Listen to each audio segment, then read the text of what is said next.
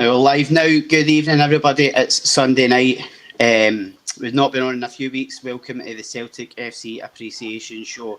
We are live on Facebook and YouTube tonight, and we are also available to download on the podcasts through Apple Music or Spotify. Joining me tonight, I'm delighted to see you back in the studio, Paul. Paul, how you doing, mate? Yeah, all good, man. Yeah, been a few weeks, lots to talk about. So yeah, looking forward to it. That has been, as I say, I was away on holiday for a week, and we just kind of took a few weeks out.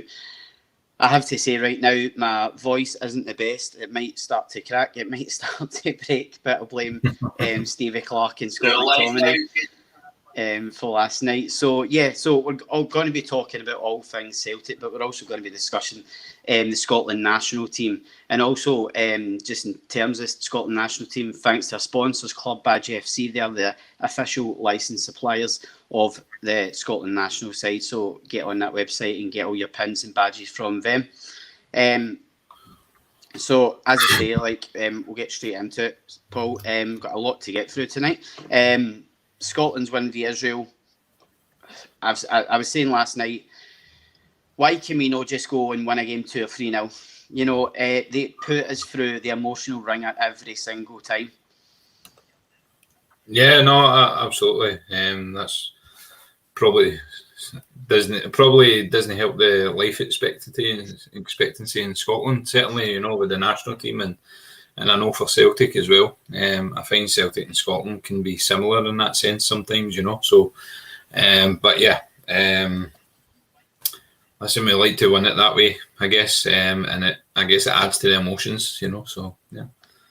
Yeah, so as I say, it was a massive win for us in terms of qualifying for Qatar next year at the World Cup. You know, last minute winner from Scott McTominay, bundled in at the back post. I have to say, probably one of the most enjoyable parts about watching it back last night was actually the commentary. Ali McCoy's commentary was.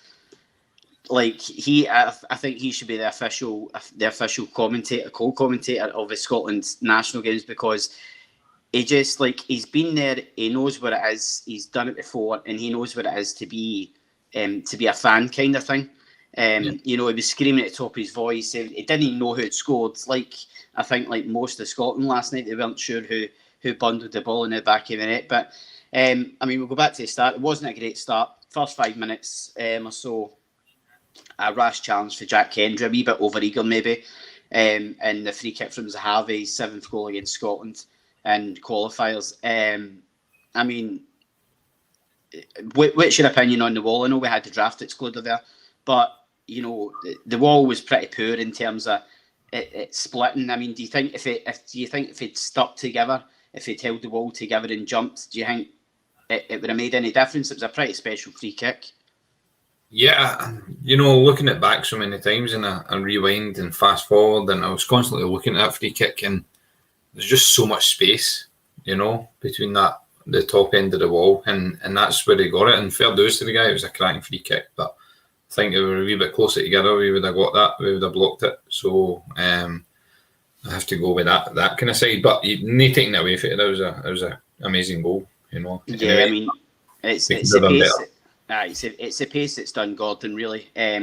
Obviously the wall splitting didn't help matters, but the wall split, the pace, it's a great free kick, and you know we're on the back foot straight away. Stevie Clark must have been so frustrated, and then you know John McGinn with an absolutely sublime what John McGinn does, you know, just gets it out for his feet, brilliant play for Robbo, 1-2, and then McGinn just curls it in and that Hampden roar that we've all been missing at games, you know. I mean, how special a player is he, first of all, but never mind just the goal alone. Yeah, he's special enough to make me a wee bit upset that we never actually managed to sign him. Every time he puts in that kind of performance and I see it, it's just regret for me, but so happy for him in that Scotland, to have him in there in that Scotland team. I think he broke some sort of record last night. I don't know if I think it was the most goals or. Yeah, it's the most. He scored the most goals at home in qualification. I think he's over 10 goals now. He's a special player. Lyndon Dykes has obviously came in for a bit of criticism Not just last night, but in terms of, I mean, I know he got us back into the game, but in terms of not so much his performances, but maybe his penalty taking, he's not the best penalty taker you'll ever see, and again, he kind of bottled it last night. Yeah, I mean, I don't really know how to take that because he scored such a big penalty before for Scotland. Yeah, you know? well, obviously he scored, but when you look at the Austria penalty, he gets away with it as well. When you look at it, it does. It's the pace that does the keeper. Yeah, and I think his goal last night was a good goal. I thought, but it's like he almost refuses to use his head, almost because I think that goal last night would have been suited better if he headed it in. But it was a goal. It was a great goal as well. But I just don't think he's the overall key striker that we need. Not to say that he's not good enough, of course not. I think he's he works hard sometimes, and I think it's just that initial. Maybe it's a confidence thing. I don't know. In like penalties or hitting shots from close range. He seems to be a striker that tends to get right in front of the goal and try and get the goal from a yard out, rather than having a shot from distance, And he had a couple of shots last night, and I thought he'd done well, to be honest with them. So I'm kind of mixed how I feel personally about Lyndon Dykes, but I don't think we have too many options in terms of strikers, and him and Che Adams seem to kind of be building something there. So hopefully that confidence grows and improves.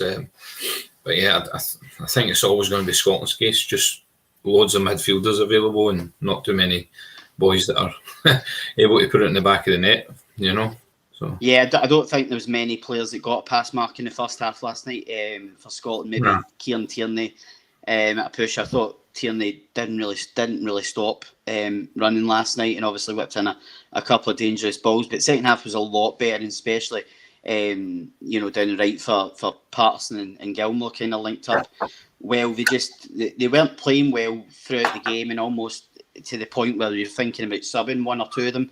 But I think there was a wee kind of moment, maybe in the 53rd, 54th minute, where it just clicked. Something just clicked, and then Scotland just absolutely pulverised them. We just absolutely pummeled them, and I thought it was a great second half performance. You get, as you say, Dykes gets the goal. I could not believe they nearly chopped it off. I really couldn't believe. Because when you see the Israel player going down, he actually is down, looks to the linesman, seeing that he's not flagged, and then starts rolling about, holding his head. So, but in terms of that, obviously, you miss chances, chance after chance after chance. They missed a chance. I think it was, don't know if it was De Boer or Zahavi got in, and Gordon saved on the line. But, then you think the chance is gone when John McGinn misses 2 minutes from time, and then the time goes up. It was great to see, I think, the fans staying as well in their numbers. I don't think anybody really left the stadium. And then obviously we were rewarded with a goal. I mean, what was your reaction when Scott McTominay bundled home? Just elation, it was just like a relief, because I thought it was some of the best football I've ever seen that team play was in that second half last night, and we deserve to win that game, and we shouldn't be there in injury time trying to grab a winner. But you know what, we do what it takes. That was a big game. We've put ourselves in a great position now, and kind of get complacent going forward because we're playing smaller or teams, so to speak. So we have to march on and keep that consistency there and try not to lose silly goals, because we deserve to win that last night, but we shouldn't be chasing a game at hand against Israel. I think we're better than that. Yeah, I mean, it's almost similar, as you say, to what's happening at Celtic, losing stupid goals and losing cheap goals. You shouldn't be putting yourself under that kind of pressure. But just looking ahead to Tuesday then, we'll get back to Celtic. Faroe Islands away. It's always been deemed a trip, a match that everybody kind of has one eye on, and almost as if to say, as soon as you score against them, the game's kind of done. It's a case of how many you're going to score. Obviously, I know we're not going to take them lightly on Tuesday, and knowing Scotland, they'll make it difficult for themselves again. But But do you think if we win on Tuesday, we're there in terms of the second place is all sewn up? No, because I think Tuesday's game is the easiest game, because then we've got an away trip to Moldova, which is the easiest place to go. And, you know, Stevie Clark will put out a full strength team no matter who they're playing. Like these next 2 games, we came out of there 2 wins. That's it. It's done, you know. And depending on other results, it might be done on Tuesday. So, you know, you just need to go out there, get the 3 points, and then that. I think the Moldova game is the trickier one of the 2 because it's travelling, difficult climate, difficult country. We'll beat them definitely, but these things come into play with that, you know. So as you say, it's all about let's look at Tuesday, and then we'll look ahead to the Moldova game when and if we need to. Hopefully, we don't need to look at it with any great kind of trepidation. Good evening, Edward Haswell says, good evening, guys. Scotland done very well. So as I say, good luck to Stevie Clark and the boys. Hopefully they get the job done on Tuesday. We will be going on to talk about Celtic. I put this question to the page today. So basically, if Celtic were to make a documentary about the club being run for some sort of streaming platform, whether it's Netflix or Amazon Prime, what would you like to see it called? What would you call it? And also, what was your favourite Celtic VHS or DVD? I'm going right back now. Celtic VHS or DVD? Because it seems to be, I seen something during the week that, you know, DVDs are almost kind of been a thing of the past now, and Celtic should be looking to step away from it and link up with a streaming platform to try and get some content out there for the fans that I think would be a bit more up to date kind of thing, a bit more 2021. So, as I say, tell us your favourite Celtic VHSs or DVDs, and also what would you call the Celtic documentary if we were to make one? So, Paul, let's go back to also, by the way, guys, if you have any questions, any comments about Celtic or Scotland, get them into us. We'll get through them. So, as I say, let's go through way back to Thursday last week. Week on Thursday, Celtic lost again in Europe. Leverkusen an absolute mauling again, although it wasn't a 4-0 game, and it didn't seem like it was a 4-0 game. The atmosphere for me was the best I've encountered in a Celtic European night in a long, long time. I felt for the fans because for 90 minutes we gave it absolutely everything. The team just, you know, didn't do the job in the night. Joe Hart, one of the best players in the last 2 Europa League games, and yet he's conceded 8 goals. We're talking about losing cheap goals earlier on, Paul. Yet again, you'll have seen the highlights. You know, what did you make of the game? The game went pretty much exactly as I thought it would be. Before it, I didn't think we'd do well against a very good Leverkusen team, and that's not any discredit to Celtic. Of course, I want Celtic to go out there and win, and we had the chances to change that game at the beginning, and if their chances went in, it would have been a different game, because then the pressure's on Leverkusen, they start making mistakes, whereas we miss those chances, we go behind, the pressure's then on us. So, and that's where the defence falters. I don't think the defence is completely stable enough to deal with that kind of pressure, and losing an early lead. And I knew as soon as we would get one past us, that would be it. Potentially it could be 2 or 3, 4 more, you know, whatever, because I believe that's the state of our defence at the moment. Although, personally, I think they've improved, but I think they distract themselves a wee bit. You know, they lose confidence when they make a mistake, and it's kind of like as soon as they make that mistake or a goal goes in, it's like that's it for the rest of the game. They're kind of, you know, struggling. So I think that's what happened. But Leverkusen are a good team, you know, but we gave up too easily. Didn't take our chances earlier on, and I believe that would have been a different game. I'm not saying we went on to beat them 2 or 3-0 or anything, but I think certainly it would have been better than 4-0. Well, I think when you look at it, I think it was Boyalario that scored early on for them, disallowed for offside. Yeah, And I mean, just that's a warning shot right away. That's definitely. not what you want when the atmosphere's been that good for kickoff. You don't want them scoring early, and I know obviously we got away with it, but as I say, the defending was poor for that, and then Kyogo, I think a couple of chances rounded the keeper, he sticks one of them away, and the place erupts, and it could be a different night, but it's all ifs, buts, and maybes. It's the same all the time with Celtic. I thought Kyogo shined, I thought Jota shined, but yet again, I thought the midfield went missing. Turnbull kicks the turf, and for me, it gives away the first goal. They let, I think, as good as Leverkusen are, we let them push us back too much. We let them have the ball too much and showing them a bit too much respect. We were a lot braver with Real Betis, and that was obviously away from home. I'm not too sure, but obviously when they scored their first goal, and the crowd was still behind them, the crowd was still with them, and then we lost a cheap second goal at the back post. I'm not sure if Ralston gave the ball away, but I think this is the problem I've got, because you get into a Europa League group match with your left back and your right back is Anthony Ralston and Adam Montgomery. Now, no offence to either lad, but they're no European quality players. They should be playing domestically for Celtic at best. Yeah, no, totally agree with that. Like we've no recruited well enough in those positions since Lustig and Tierney's left. We're still talking about it. So, I'm hoping that's not only us as fans can see, like Ange can see that, the board can see that, the players can see that.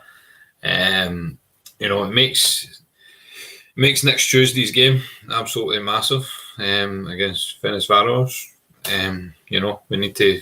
That's a must win if we want to stay in contention for the next round of the Europa League, or even the Conference League with third place, I think. So, it's. I agree with you in those two positions, and you got young guys in there and Ralston's done brilliant. He's a real worker, but the limit of his quality is maybe not what you need when you're going up against a team like Leverkusen. So. And young Adam Montgomery he's not played a lot within the team, especially in big matches like that. So you can't necessarily blame them, but you need to look at the recruitment and say, look, what's happening here, Well, that's the thing. We were talking during the week about it, and we're saying, Liam Scales is sitting on the bench, and for some reason, after his cameo against Raith Rovers in the League Cup quarter-final, it cannot seem to get off the bench, and I don't quite know why. I suspect that he's not been an Ange signing. Whether that's anything to do with that, I don't know. But for me, he's got to go in at left back next Saturday against Motherwell.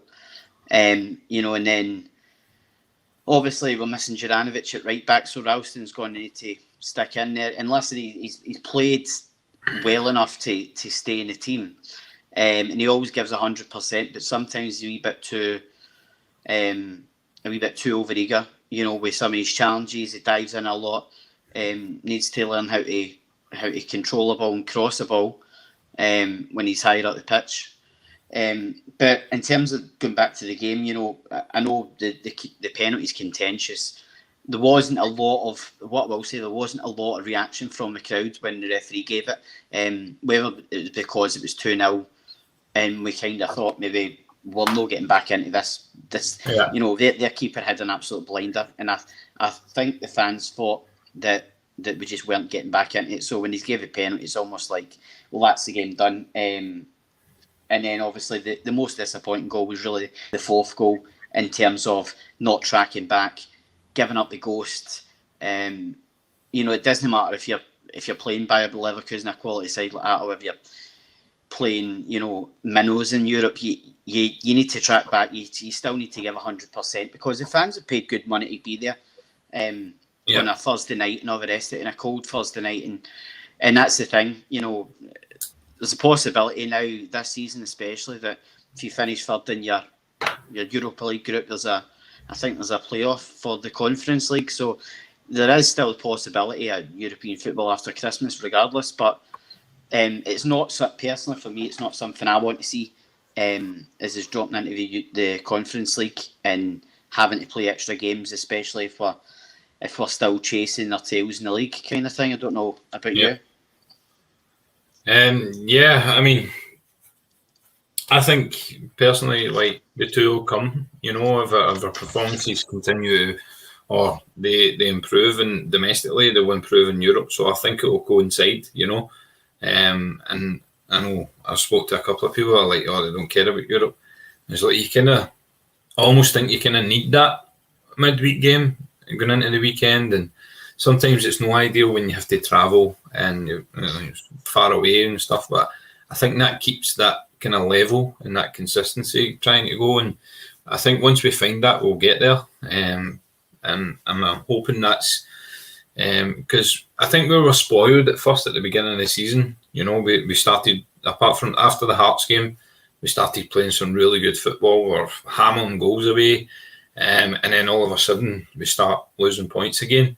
We lost Old Firm, you know, and then Dundee United.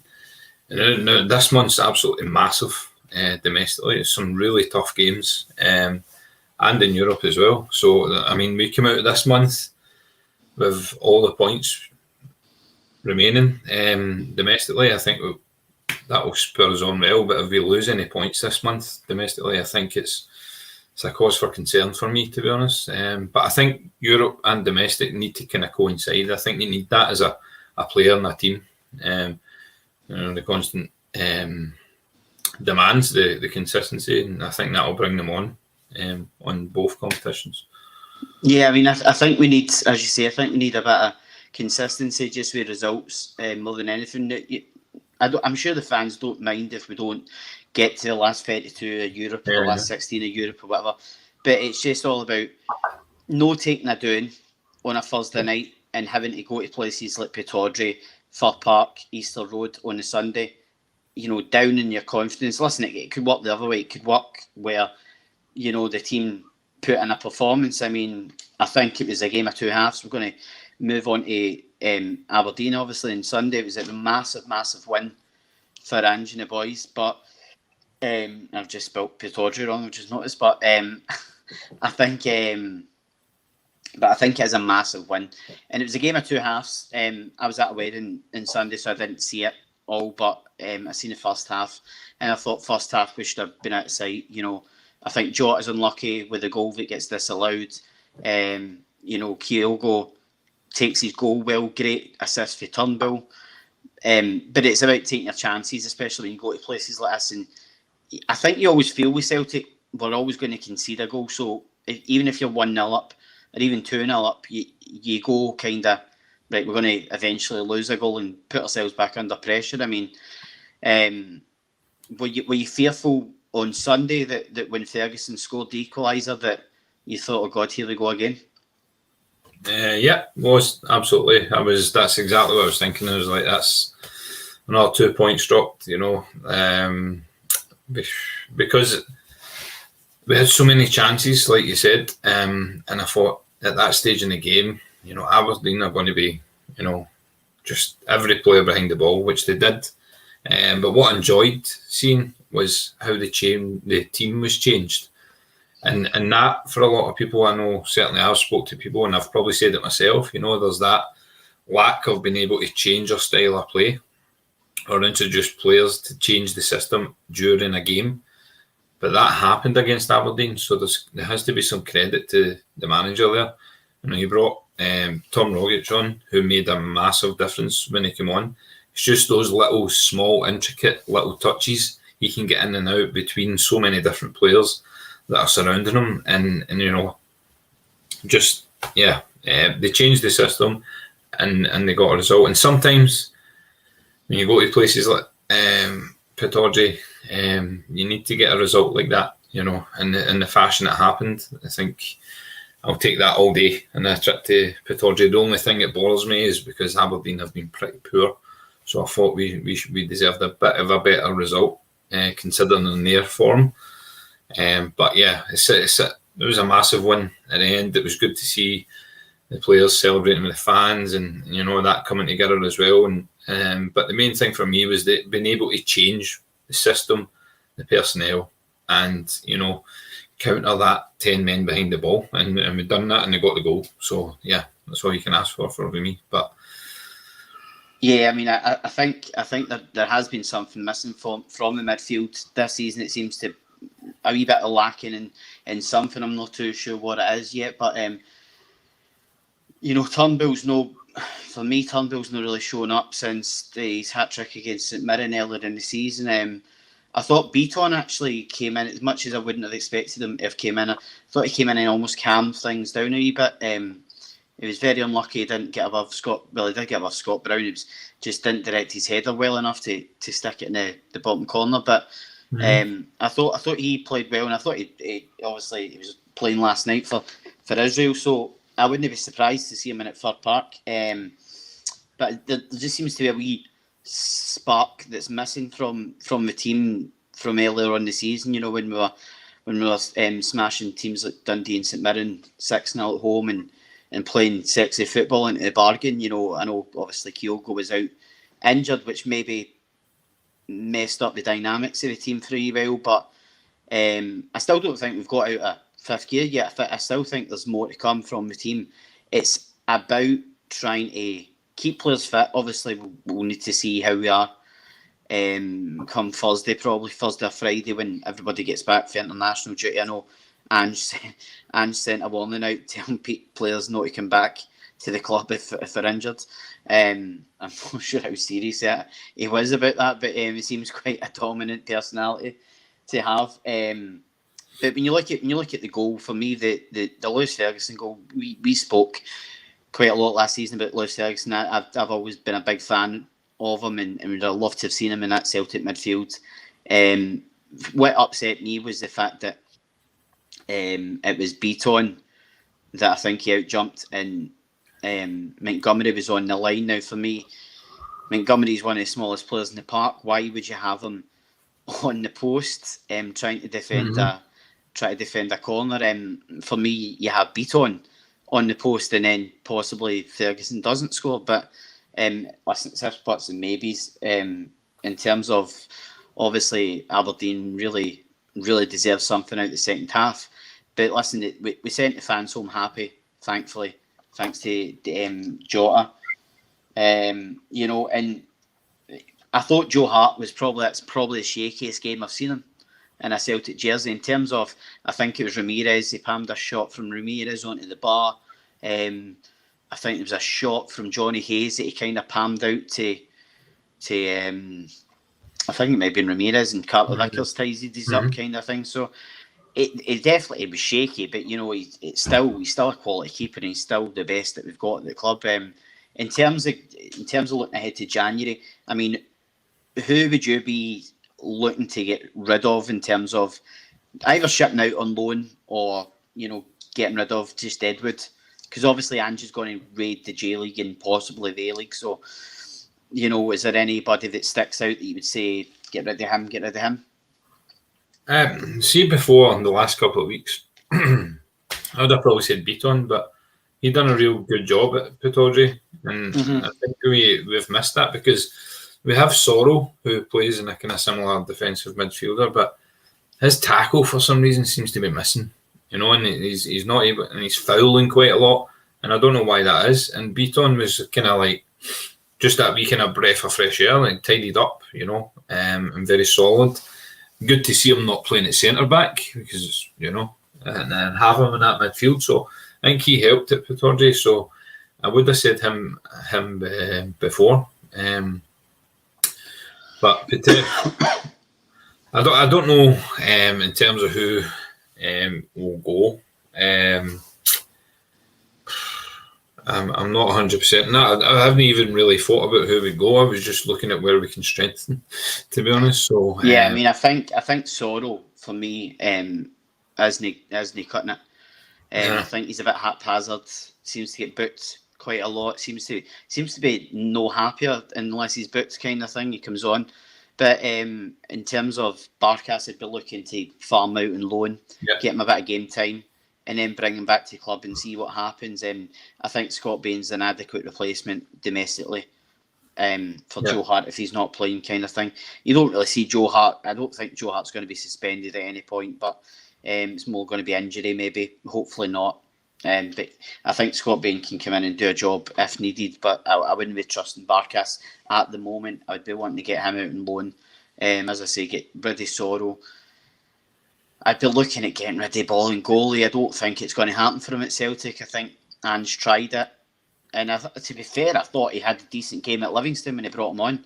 When he brought him into the team. But I don't think the fans are going to accept it, with the whole last season with what happened, do you know what I mean?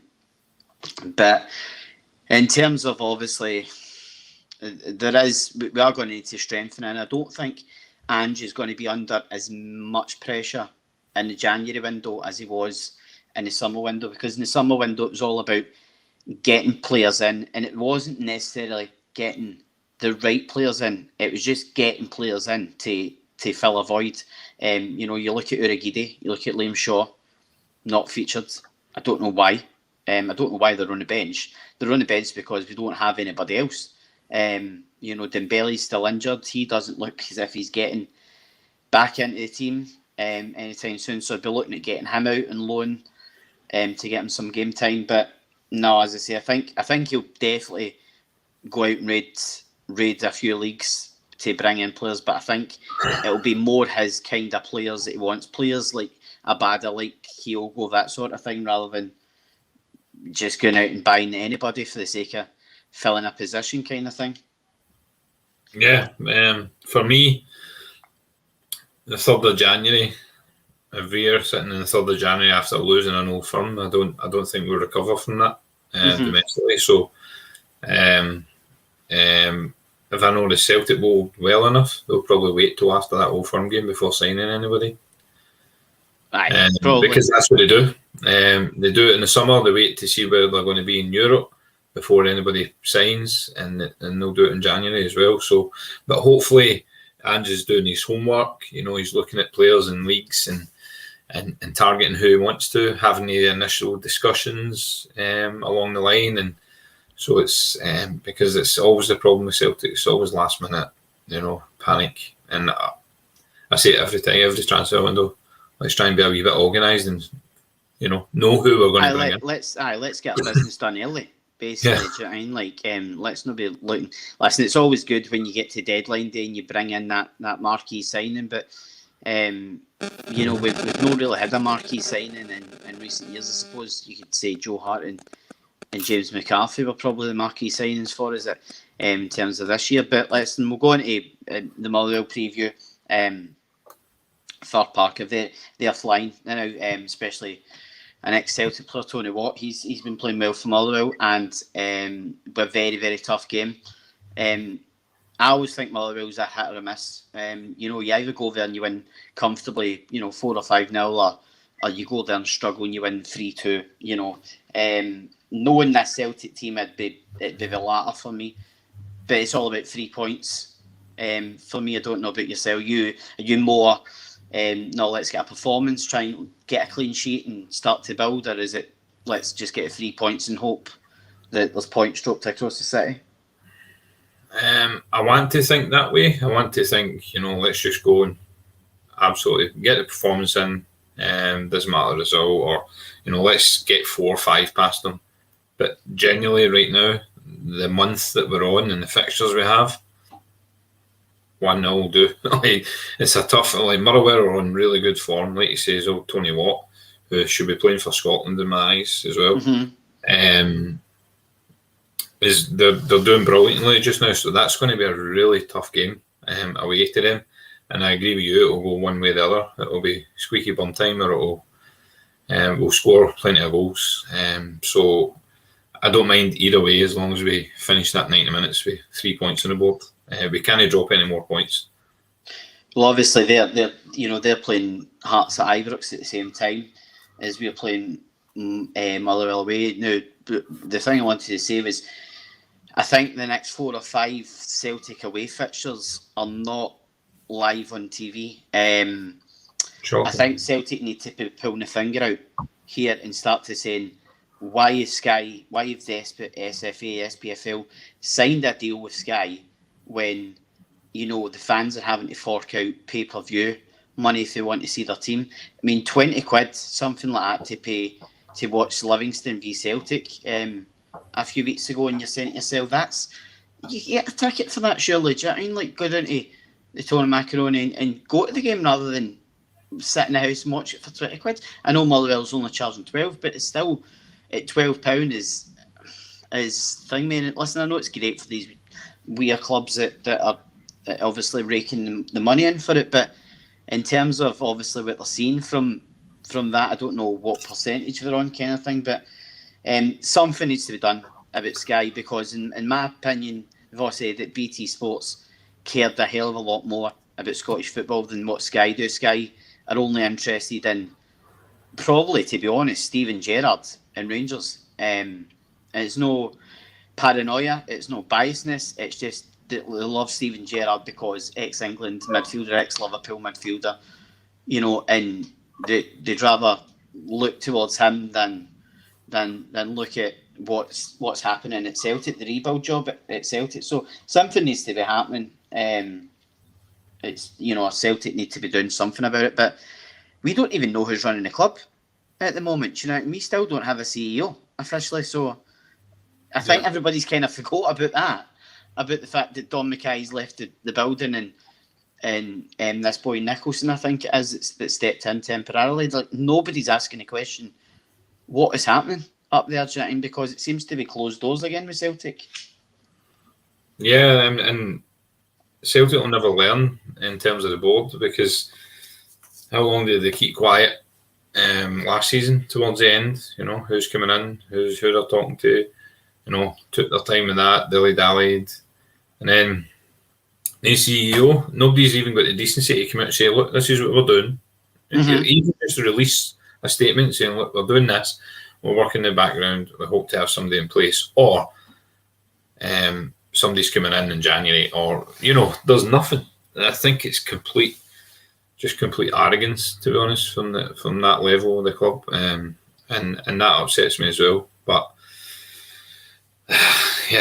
it doesn't surprise me, to be honest. I don't even know why Dominic left in the first place. You know, personal reasons. It's bad, but I hope it was that and not something within the club. Yeah, I hope he's all right, you know. And but we'll see. But the communication is standard Celtic, to be honest. And I say that like it's just like we don't do anything about it. We should do something about it. Like, you know, pump money into the club every year. Season ticket holders last year didn't even get to a game, still paid. And then you're talking about Sky. Celtic don't stand up to the SFA. They don't stand up to Sky. You know, when are they going to start sticking up for the fans? And that's the questions that need asked. And when they're going to start being clear and express things to the people that keep them in the business. And then did they, you know?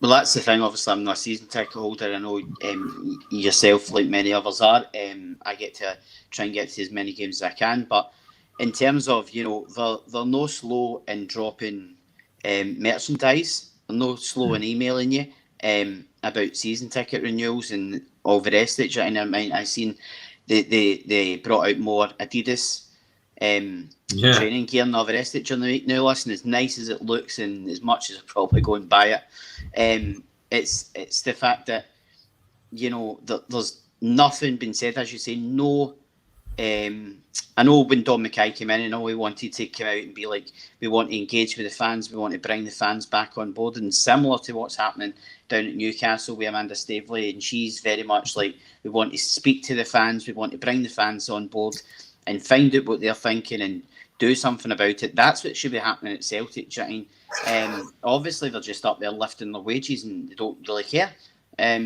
because nobody's challenging them. And I don't know how we're going to fix it. Obviously, the fans, first and foremost, want us to get results on the pitch. So they're backing Ange to the hilt and backing the team to the hilt, and that's fair enough, do you know what I mean? But I think out of match days, I think something needs to be done about the club kind of thing, do you know what I mean? So I'm not too sure of how that's going to play out, but obviously we'll move on to VAR, the possible introduction of VAR to Scottish football. Now, for me, I don't see this happening.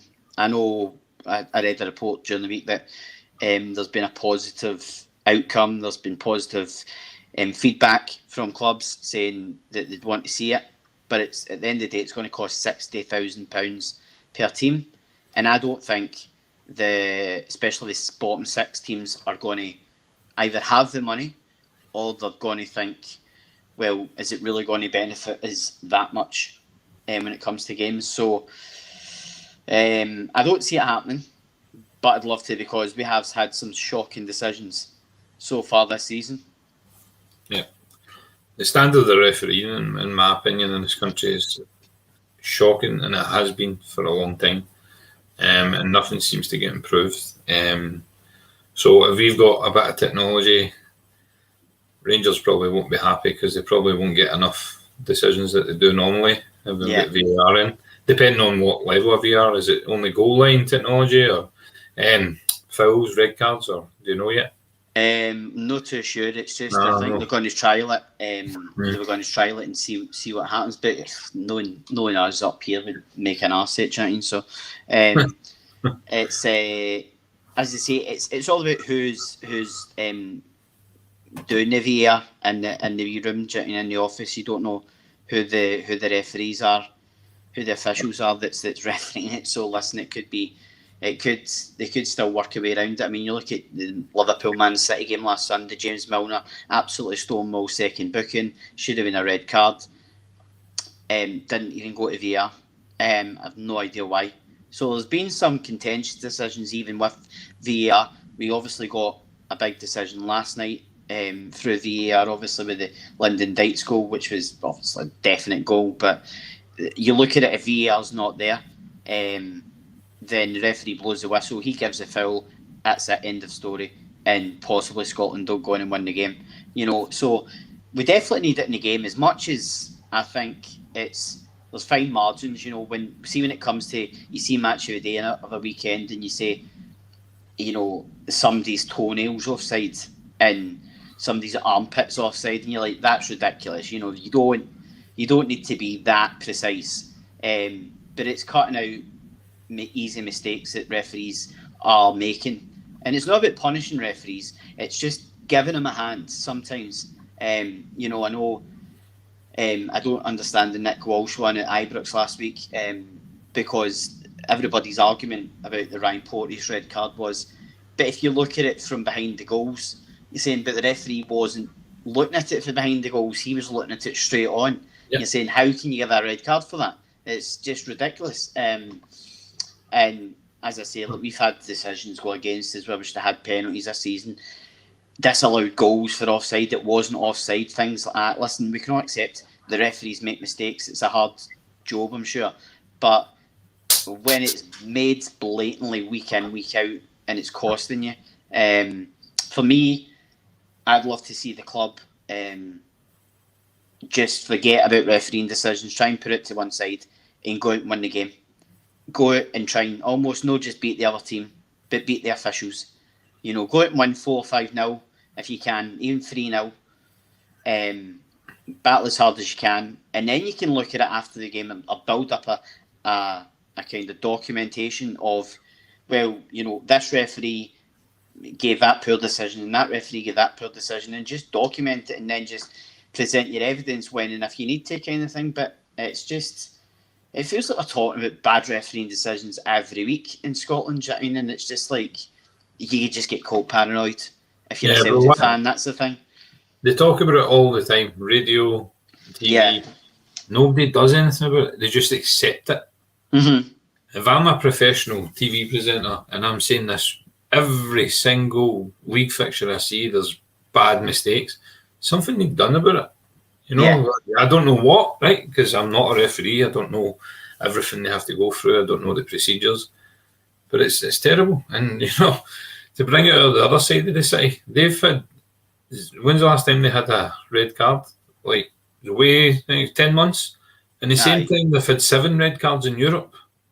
Well, that's the difference because and I know I was speaking to Keith that came on the Hoop Celtic page and Friday night I think it was, and and I was saying to him it's funny because he was saying you maybe need to bring in European refs, and I was saying but we've done that already for a couple of weeks, and I wouldn't exactly say that it's the level of refereeing was any better. It was all right, it was average, but you can't just say, oh well, for a full season we're going to bring in French referees or Spanish referees, because the SFA are never going to go for it. They're never going to allow an attack on their officials. B, they're never going to have the money, the funding to go and do something like that or try something like that. The best thing they can do is accept that they need to bring VAR into Scottish football.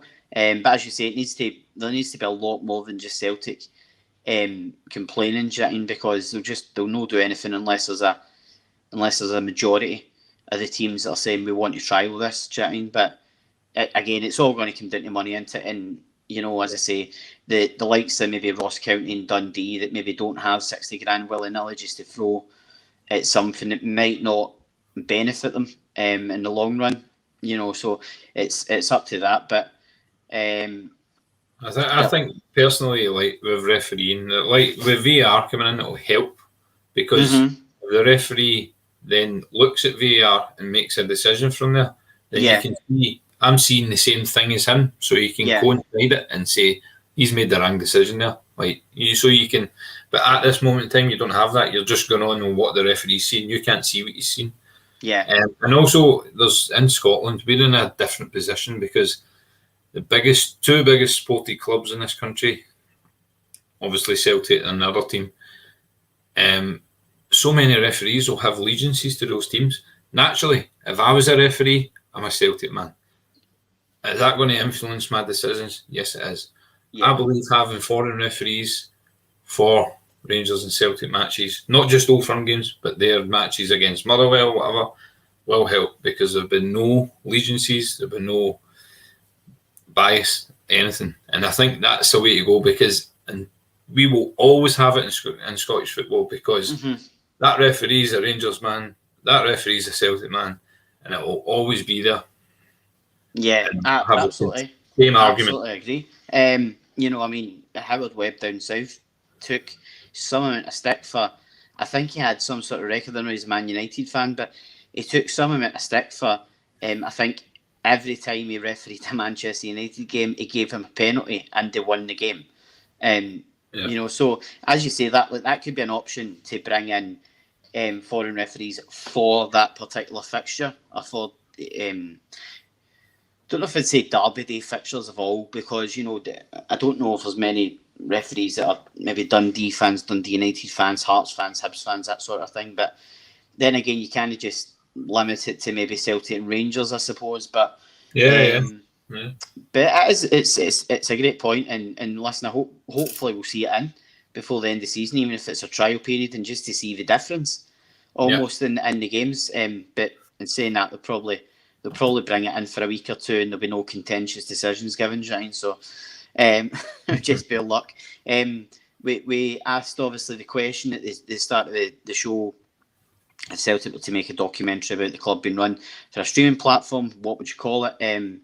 On a Facebook page, we've had some thingies from Brian Dorrington says Trouble in Paradise. Michael Brown says Nightmare in London Road. Tom Triano says How to Blow 10 in a row. Joe Hamilton says Orange is the Man in Black. I think that's my favourite one. Martin Godden says The Wolf of London Road. Kieran Thomas Clark, Celtic, nothing or nothing. So as I say, like we're going to just get onto it before we finish up. Obviously DVDs. I think it was a big thing almost back in the day when coming up to Christmas, you'd be a kid growing up, big Celtic fan, and you'd be getting either in your Christmas stock, and you'd be getting the new Celtic video or the new Celtic DVD, things like that. You couldn't wait to watch it. Obviously, that's all tack now. DVDs are even going out of fashion now. And with the new kind of Sunderland led the way almost in with a Netflix documentary, Sunderland Till I Die, which really took off. Fans loved it. Fans loved to see that inside info. I don't know how much you would get to see of Celtic inside Celtic Park. They're obviously a lot more closed off in most clubs. But when you look at even the Amazon Prime documentaries, I don't know if you've seen the Man City one, Paul. Man City one's phenomenal. You get to see in the dressing room and Guardiola at half time and things and full time, things like that. It's just it's what fans need to be seeing. What fans need to be watching to engage with the club that wee bit more. I know Crystal Palace and Arsenal have brought out ones as well.